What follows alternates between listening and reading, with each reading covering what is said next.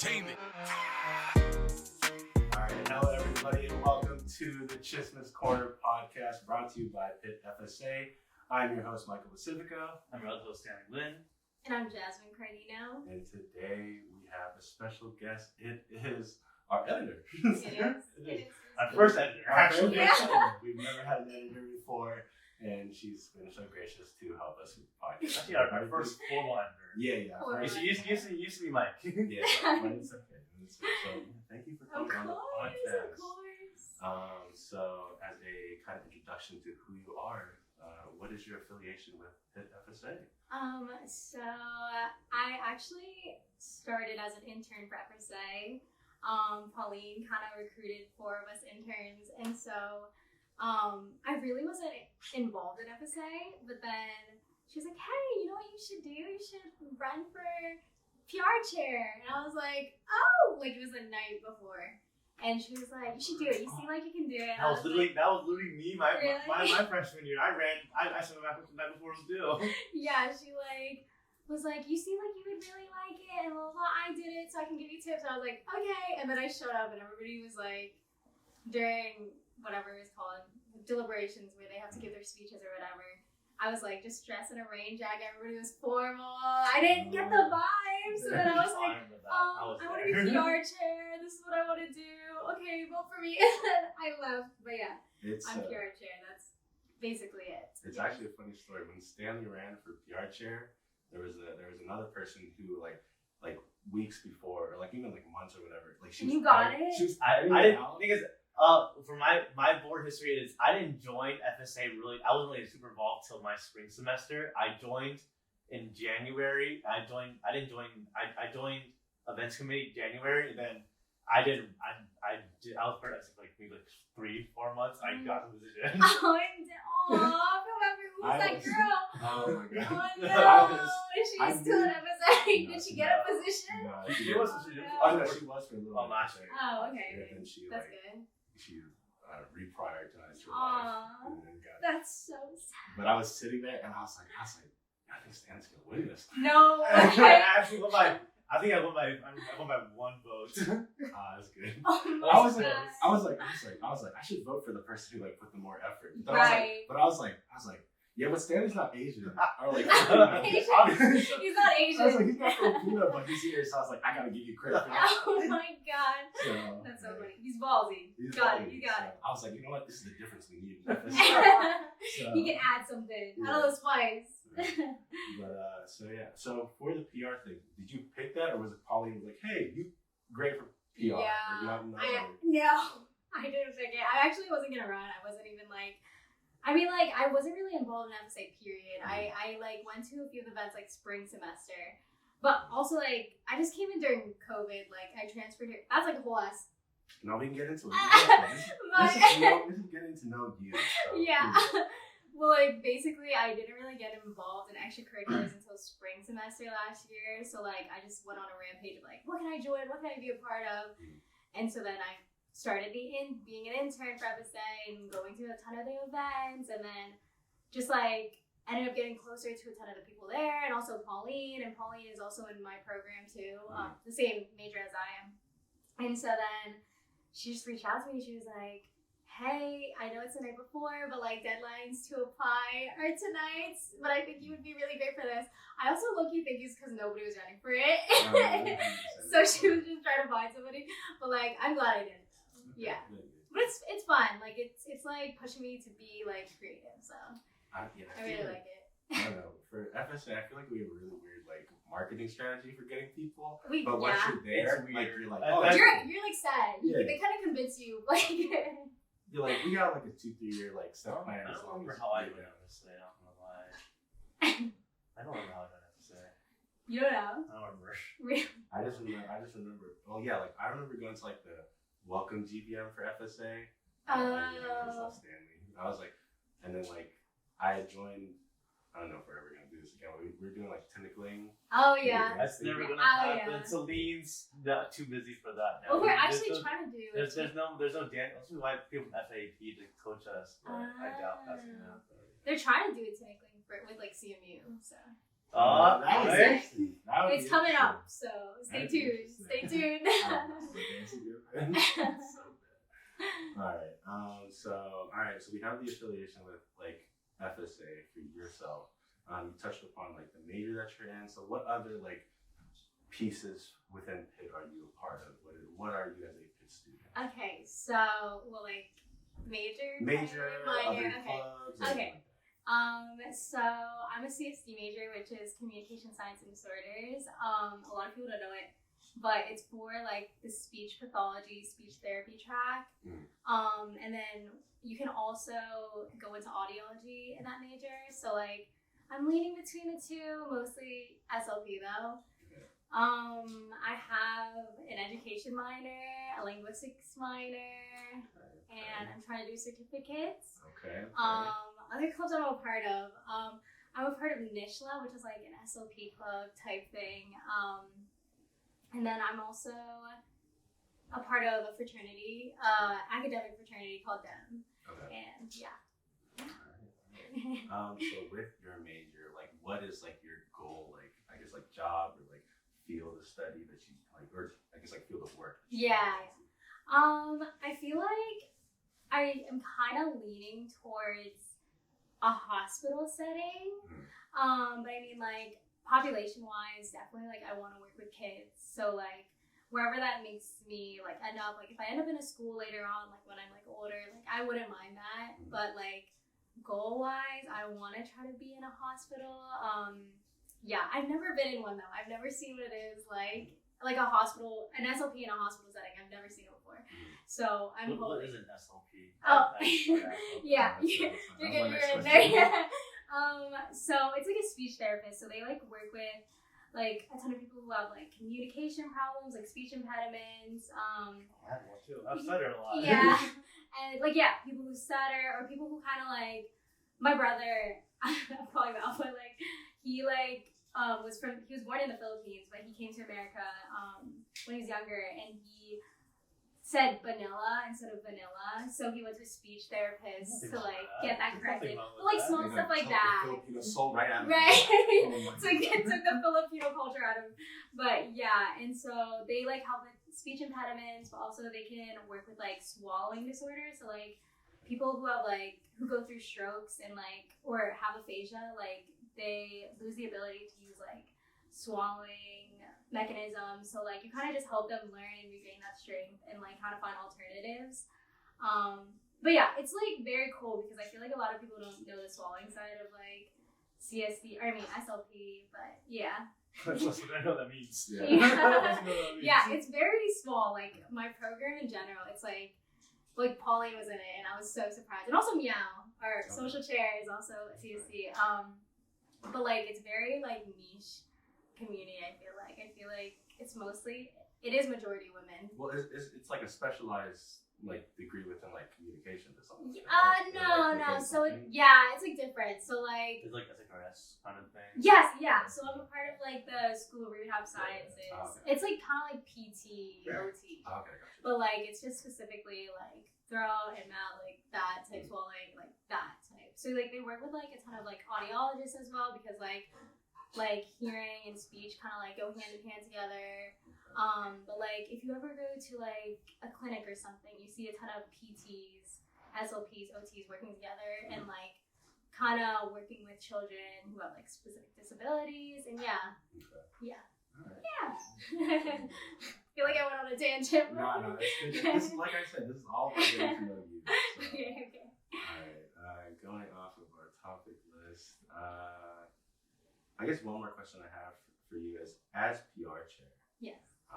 Like, are there any type of things that you've seen from like previous FSA board members that like you'd want to do different in terms of like involvement? You read our journals, my journal entries. Oh my god! I'm not gonna lie, those journal entries are long. Not that long. I mean, well, they're supposed to be long. They they are. Well, I read Jason's because Jason was the previous PR chair before me. And like he like kind of just explain to me like specific things that they would do. But he said it was very low key. Because honestly, when I applied or like got the position, I wasn't even sure what it was. Okay. Yeah. I have to be completely honest. Like I don't know. I didn't know like what jobs I was supposed to do. I don't know what I was in charge of. Like I didn't know if I should be doing this or that. But like like PR wise, he said it was very chill, and I liked that he had like he had a few ideas. Like he was telling me like types of schedules that I can make with the board to make sure that events are communicated to like the general body, and just like also how to get like board members involved in PR and other ASA orgs involved. So like making a group chat with other PR ASA members, and I don't know. I think that, what was the question? I was just asking, like, what do you like think you're gonna be implementing for like? Oh, okay. Implementing wise, I think I want to like continue like what Jason has told me. Like, I want to like make sure that events are communicated towards the general body. Because I think that a great turnout is like what makes an event. Yeah. Like, I mean, obviously, like quantity does not matter, but like when you have a ton of people there who like are interested in what we're advocating for, it's like really, it makes you like proud, you know what I mean? Okay. So I feel like just trying to find different alternative ways to like communicate events to like general body. Because like you know that like at least for like the few like events that have happened, it's definitely been like a more like collaborative effort between clubs, like KSA, Right. like Welcome, Right. and where's the other one? But Can I say welcome? I think KSA. Oh, used to the be KSA. JSA? JSA, karaoke night. Yeah. Well, like 3 events before. Yeah. Used to do that. Yeah, like probably that, like just trying to collaborate more with ASA orgs, because like I feel like there's a few ASA orgs that aren't as populated as others, so I feel like taking a smaller ASA group and like working together, trying to get all of our members like involved. So yeah.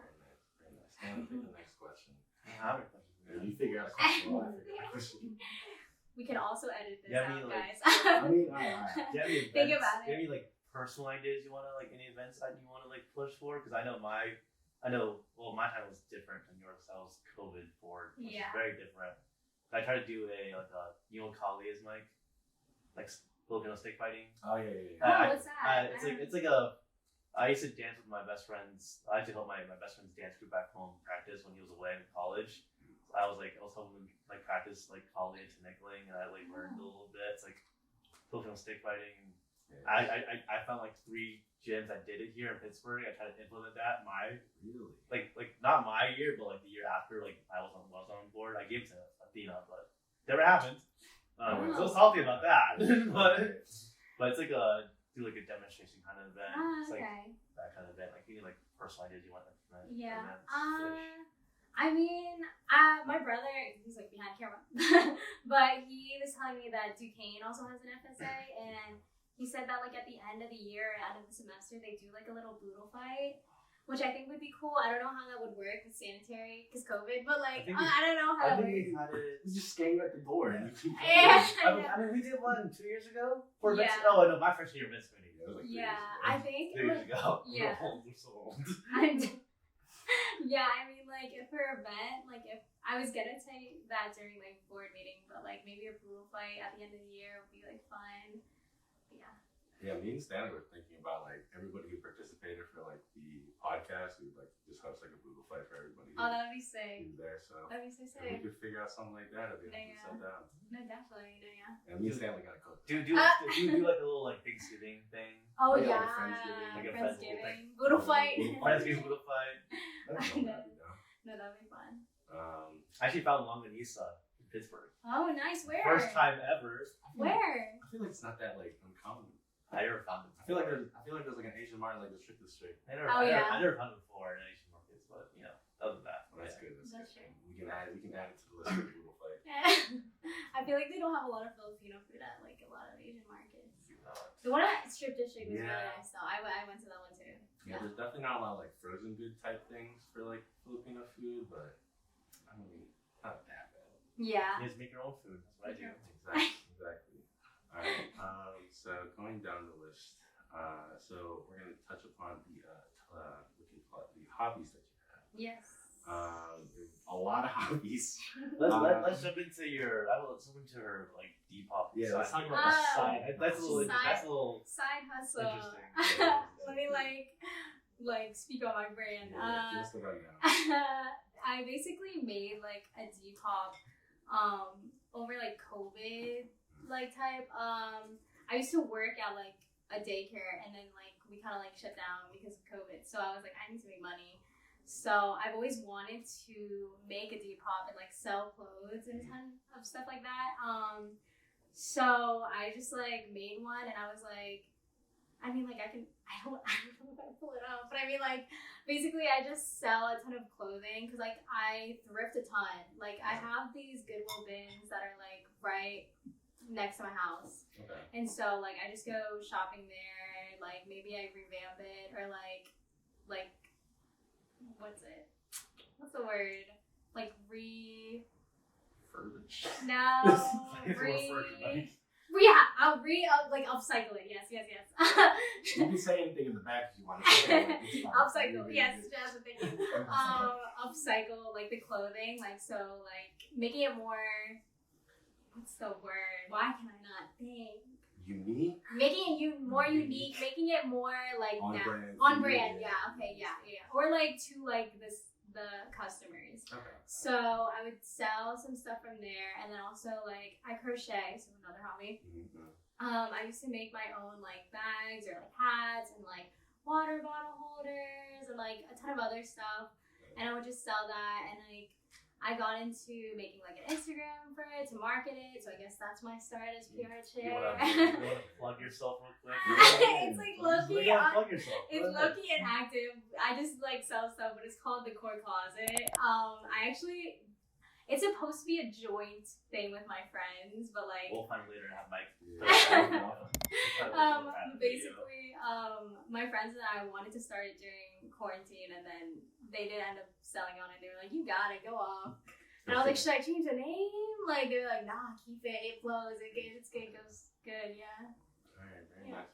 At least you had the fortitude to continue. Right? I mean, well, like at least for like business ventures or like when Yeah. you try these things with like homies, I feel like whenever you see that like another person isn't pulling the same way, or something, you kind of get discouraged, and you're just like, all right, I'm just gonna drop this. yeah. But good for you. Good for you. Thank you. Yeah, it's really fun though. It's like nothing that like feels like work. It's like something that's fun. Do you think you've made like a net gain in terms of like profit, or is it like broke even? Definitely. Well, like when you're shopping at the Goodwill bins, like you're getting things for cents. Yeah. Like it's by the pound. So like I would get stuff for like if I added up, or like I took a single piece of clothing, I got it for like 16 cents, and I like sold it for like 30 or 20. Okay. What's your net income? I'm dead. Let's go to the statistics for this. What's like your break even, net income, net positive, net negative? I mean, definitely in the beginning, I definitely think that in the beginning, like I was popping off. Like everybody, like I think it's like how the Depop, what's it called? Like they like put more. I'm trying to figure out too. I like am not explaining it well, but Algorithm? yes, she's just giving me all the words. She's deeper than That's that. what's going on. I'm not a social media person. Yeah, but basically, like the Depop algorithm just like puts the newest sellers out there, I guess, on people's feed. So at the beginning, like it was like person after person would buy my stuff, so I had to like keep buying more.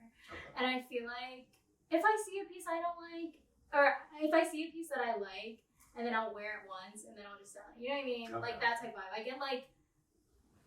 I get to wear it, I get to like style an outfit, and then like if I don't want it anymore, like I'll just sell it and make a profit. Okay. So I feel like it comes and goes. Like I get random orders, I really can't ship them out, so I have to like text my mom, be like, "Hey, this person bought my soap. Can you ship it out?" I'll send her the address. I'll give her the money, and she'll be like, "Okay, done." And I'll send the code. Like, is this like unisex or is it only it's females? so majority is female, but like I do get my brother to like also model for me. For like some like boys clothing, like I'll make him like just take a picture. I'll be like, hey, can you come in? And I'll just take a picture of him and just so it's like majority girl though. Okay. That's nothing wrong with that. Yeah. Are there any like crazy like thrifting stories that you have? Because sometimes they throw hands in there. I've seen it. Happen. Where? Here? At the Goodwill bins. Goodwill bins. Here? They're intense. They fiend for stuff. Like, No, Not they're the one in intense. Of Southside. course not that. That's not a bin. No. I don't know where you're in. Yeah. So like the bins are I feel like. like we should explain what. Like, Yeah. So like there's the Goodwill where like. I know they are. You don't know the Goodwill bin though. Not here. I don't know back home. Not Okay, here. well, yeah, well, you know the bins. They fight. They fight for that Yeah. stuff. That's true. Because there's like really good pieces in there, and it's crazy that people just be selling that stuff. But it makes sense because it's just gonna stay in your place, like. Yeah, I feel like there's some like things where like if they know they can make like a $10-15 profit, but they like have to put like a lot of effort for like one piece that they have. Exactly. Exactly, and like a lot of the time, like people in Depop like oversell it. Like I want to say like they'll sell like something that you can freaking get off Shein. Obviously, like we don't want to like support Shein or whatever, however you say it. Like fast fashion, but I mean like people be like selling stuff for like $80, and it's something that you can get off of Shein for like $2. And obviously, you don't want to support fast fashion, but people on Depop be going crazy. It's an investment. It is an investment, but it's like also like I'm gonna just go to the Goodwill bins myself. Yeah, I don't know. It depends. Like I feel like there's some people on Depop who are like very reasonable, and also they can like be like, hey, can you lower the price? And they'll be like, okay, sure. Okay. But some of them, they'll take your money. They for real do. Sometimes it's tough out here. Why does there's so much money to spend? No, yeah. Going off. We kind of went through a lot of them. So I guess one other question we can go off is, so you are from Pennsylvania. I am. But I'm assuming that Avondale is a small place in Yes, PA. it is. It definitely is. Central PA. No, Southeast PA. How far is that from Pittsburgh? Well, my dad doesn't take the toll, so it's like a 6-hour drive. Ooh, it looks like Philly. Yeah, I'm an hour from Philly. Like I'm so actually an outside hour of from Philly. Philly. Outside of Philly. Yeah, I'm outside of Philly. Yeah, I live in Avondale, Pennsylvania. It's like it always just smells like mushrooms and cow poop and very not city. So all natural. Amish, yeah. Like it was funny because my friends like they would see Amish people here in Pittsburgh and they're like, "Whoa, I've never seen one." Like act like they're celebrity. That like I see them like right next to me, man. Like they're just living right next to us. Like we just be buying our groceries from them sometimes. Yeah, it's a very small town. Not a lot of Filipinos. I can see why. Yeah. Filipino Amish? Filipino I've Amish. never seen one, but if I get to see one, I'm taking a picture of it. It's just celebrity in my mind. Celebrity in my mind. So I guess kind of give us the process of like picking Pittsburgh, I guess. Okay. Versus like Yeah. Temple. Yeah. That's before even out of state. Yeah. So like I mean like Pennsylvania in general has like a ton of schools. So like I was trying to say in state, and so I was in between actually Temple and Pittsburgh. Why can't I think for a second? I was in between those two. Obviously cities because I really just wanted. I feel like I just wanted a different change of pace. Yeah. I didn't want to be in a small town, and like I was like, why not just see a city? So I was like really close to like going to Temple. I was about to, and I knew somebody, like one of my family friends was also going there, and she was like, oh, we should room together. And then I literally, I accepted the offer. Like, I accepted Temple. And then, for background context, I was waitlisted from Pitt. So I couldn't come in the fall semester. And so, like, my option was go to Temple fall semester, freshman year, or go to community college. And I was like, oh my god, like I don't want to go to community college. Like it's yeah. I was like I don't want to like go to community college because I just like also just people think that community college is like I don't know. There's like some stereotypes with like community college, which I don't think is like. Hey, lay him down. Yeah. I feel like a lot of people just think that like community college is like not the move. Like people who go there are just like people who didn't try, or like people who like I don't know. You know what I mean? Like that's like not what I think it is. Like I was just at that time I was like, oh, I don't want to go to like a small school. Like I want to go to a city. Like I want to be there now. So I like applied for Temple, and then after that, I was like just talking to my parents, and like Pittsburgh is like one of the best schools for SLP, like my program. So I was like, okay, like let me just take this time in community college. So you knew like from the jump that you were gonna go for this degree. Oh yeah, okay. Yeah. Well, I mean, I wanted to be a teacher first, actually, but then I found out about SLP, and then I was like, okay, let me stick with it. Okay. And so I ended up going to community college for the first semester and then transferring to Pitts. At the time, like it was like COVID. So like I was at community college, I was taking like asynchronous classes. Like I was just at home, I was working. And it kind of just felt the same as high school because that's how it was. Like I was just at home, like always working and then coming back home doing schoolwork. So it just felt the same. And then I transferred to Pittsburgh in the springtime, but I was still at home. And so I really didn't like have any like official transition because I was still like taking online classes. I didn't have an orientation. I mean, there probably was an orientation. I just didn't know about it.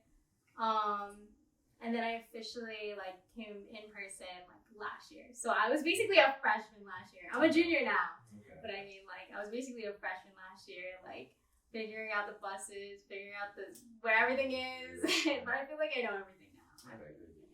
Yeah, I only asked that question because I went to community college. Oh really? Yeah, but like this was in person type stuff. Yeah. It's like I'm not gonna say that the stereotypes for it are like completely true, but like at least like a good half of it is. Really? Like my peers were like 45-year-old men who like were like divorcees, were trying to get their life back together. Right. But yeah, like my peers were like older than me, coming out from high school.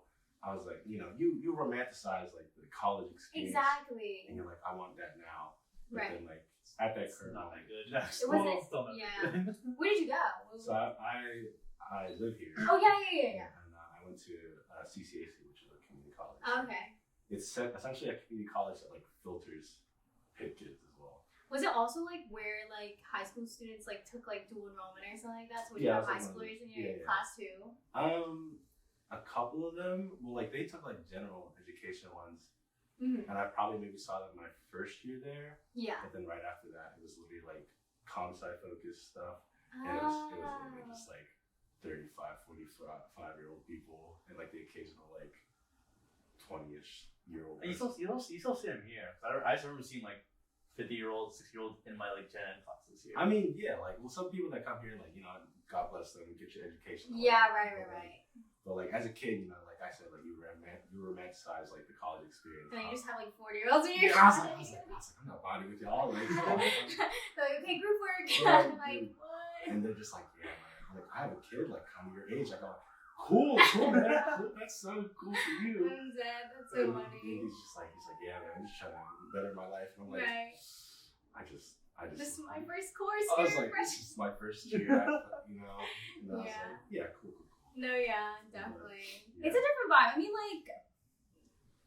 like kudos to them for coming back to like get their degree. You know what I mean? But it's just like a different vibe. Yeah, it definitely is. Yeah, it's just everything that like I expected my post high school life to be. It was like not at all what I expected. So, but you live and you learn. Yeah. And then you transferred, or like? Yeah, I spent 3 years there. Okay.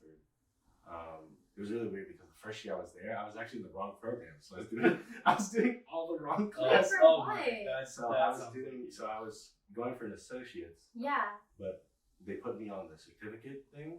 Oh my God. Two different like work routes or whatever. So you were full on just doing. Yeah, I did like 33 credits my first year, and only like 6 of them went towards my. No. I was like, wait, that is so tragic. Yeah, I was. Yeah, that's how my academic career really. My downfall. It got Oh my stopped. just got really mad for a lot of reasons. Aww. But you know what? Like I said, sometimes you just gotta. You gotta work with what you got. Yeah, you work with what you got, and sometimes you just gotta double check everything. You know, make sure that you are on the. Did you not have an advisor? So, why were they just like, yeah, you're on the right track? Well, so I just community college is really the best, like high school. Yeah, that's true. Like you know, they'll look out. Like, there's for no you. orientation. There's nothing. Yeah. So I've had a couple. Education life has been a little Yeah, rough. Yeah, I've been peaks and valleys. Peaks and valleys. Mostly valleys. Mostly valleys. I'm here. Yeah, you're there. He's living. Yeah. I don't even know what we were talking about. I don't know either. Oh yeah. Where are you from? Oh yeah. Oh, where am I from? No, where are you from and why you picked Pitt? Oh, okay, yeah. Okay. Yeah. Why'd you pick that? Yeah. Okay. It was about your major as well. And Yeah. So basically, it was mostly more about my major. So then I ended up just picking Pitt instead of. Well, also like I wanted to venture out because like Philly's only like an hour away from me. So like that would mean like my parents can visit me. Like obviously, I love visiting my parents. Like it's fine. No, I live with your parents. I want to see them, but like it's like you kind of want to gain your own independence. And my brother, he goes to Duquesne as well. He is only like a 15-minute bus ride away from me. So it's not like I'm not gonna have any family near me. And it just ended up working out that way. That like Pitt's a really good school for SLP, and like it's close to my brother, and it's further away from home, but it's in state, so I get in state. That is. But like, yeah. But yeah, that's why I picked Pitt. Like, and overall, love it. I love the campus, and also it was the only school that I toured because it was during COVID times. Like, I had to. It was the only school that I was allowed to visit because all my tours senior year got canceled after that. I only toured 3 schools, and I applied to Pitt only. Really? I toured UNC, Wake Forest, and Pitt, and I didn't tour Pitt after I accepted the offer. I didn't know I was going into that offer. I was like, oh well, fuck it, it's great. Wait, you're from Florida too, right? Yeah. Random. I know, Random. Yeah. Okay, love it. That was like the randomest like 3 schools. Yeah. I applied to 11 schools. Okay. But I got into like 8 out of 3. Yeah. I chose 8 out of 3. I applied a lot. I also applied to. Also, I was. Those numbers don't work out, my guy. 8 of 3. Yeah, 8 of 3. 8 of 3. You applied to 3 schools and you got 8 of them. No, I applied to 11 schools and I got 8 of them. 8 out of 11. 8 out of Okay. There it is. I'm a numbers guy. Yeah. Wait a minute. This don't add up. Alright, so yeah, that is how you ended up here. Very nice. Let's go back to the topic of transitioning. You are a junior now. We junior. are over halfway past fall semester. I am. You're basically a senior. You're almost basically a senior. You're having a super senior, a senior. Yeah. Basically a senior. I mean. Any expectations you have for next year? Expectations. I mean, I do have to, for SLP, you have to take a master's. So I'll be like applying to grad school. SLP has kind of like changed. Like there are some schools that take the GRE now. Like you have to take the GRE for it. But there's a few that don't. There's a few that do and there's a few that don't. But also I've just been leaning towards audiology as well. Like I'm kind of on like, I've always just been SLP like freshman and sophomore year, but like I'm kind of leaning towards audiology. I'm a part of this lab. I forgot to add that there.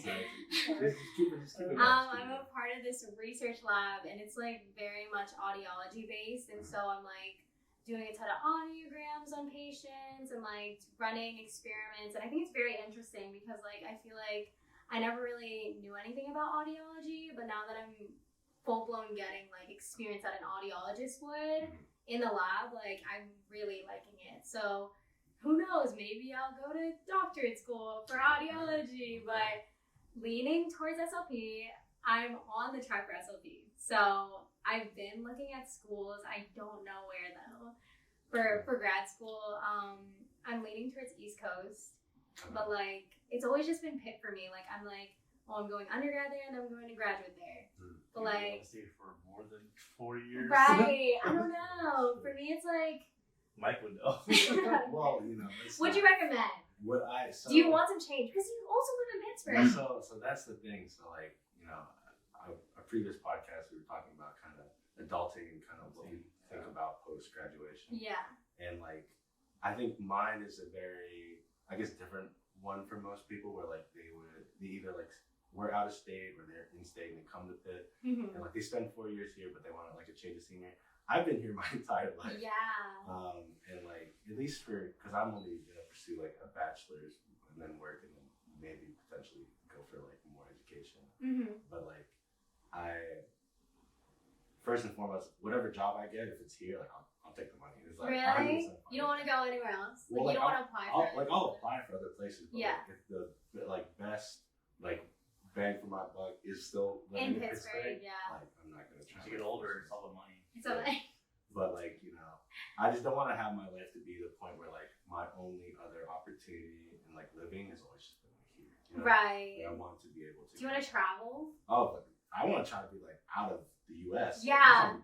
Yeah. Oh, exactly. Because you've been here before. So I guess in terms of like your like process, like your first 2 years were like online, I'm assuming, right? Or did you?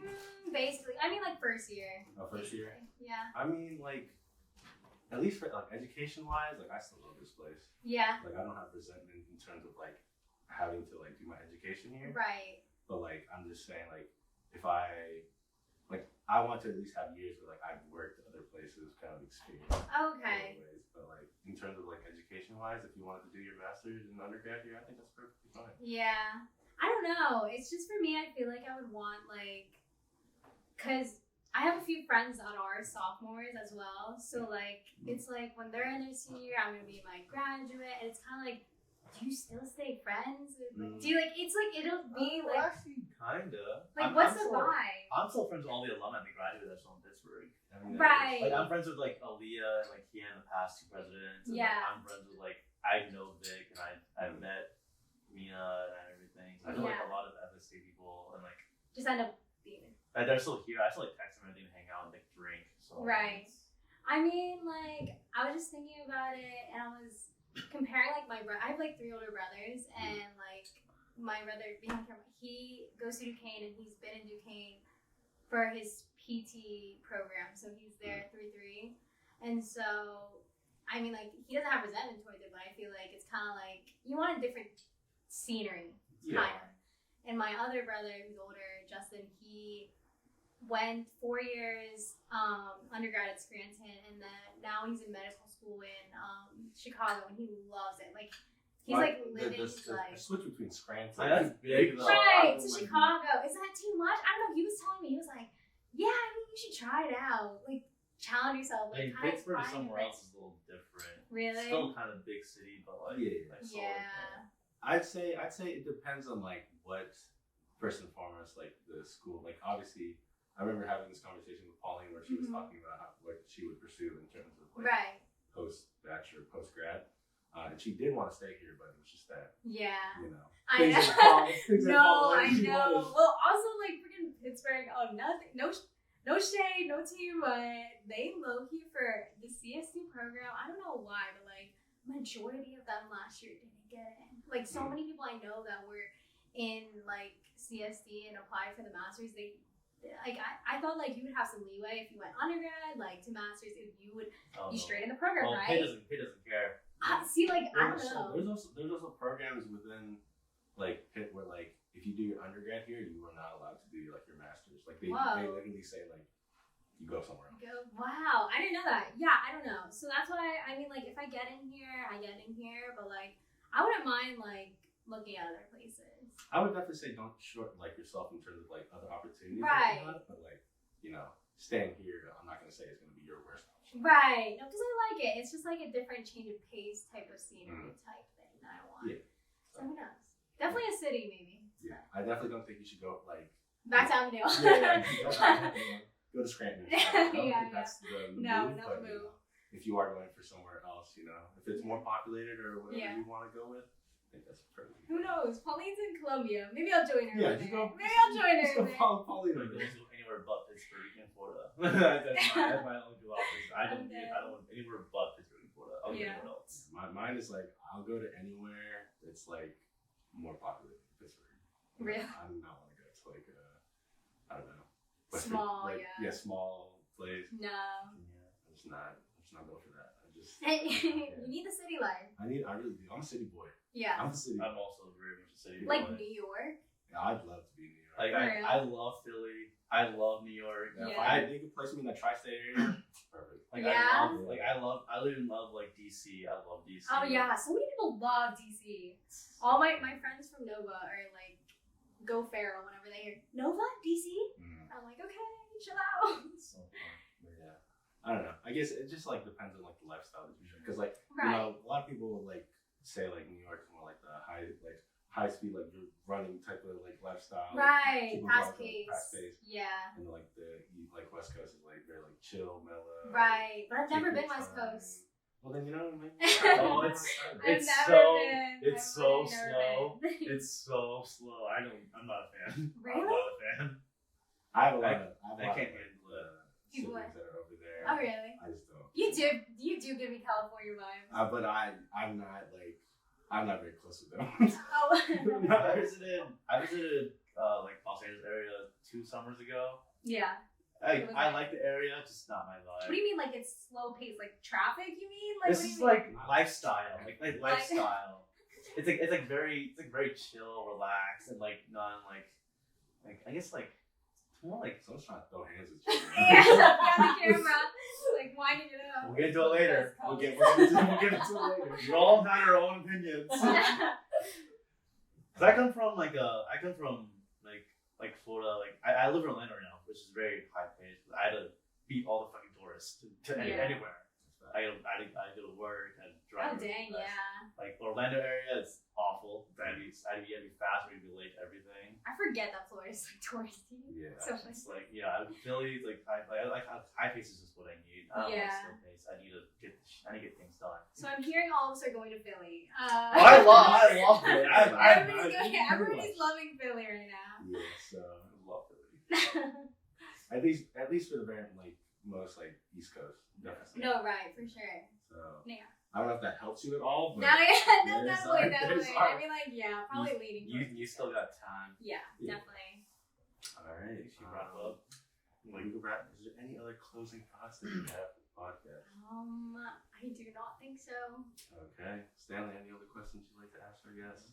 That's it for me. All right. Well, then, thank you so much for watching, guys. That has been another episode of the Chismis Corner podcast brought to you by Pitt FSA. As usual, I'm your host, Michael Pacifico. I'm Stanley Lynn. And I'm Jasmine Cardino. And thank you for watching. Goodbye.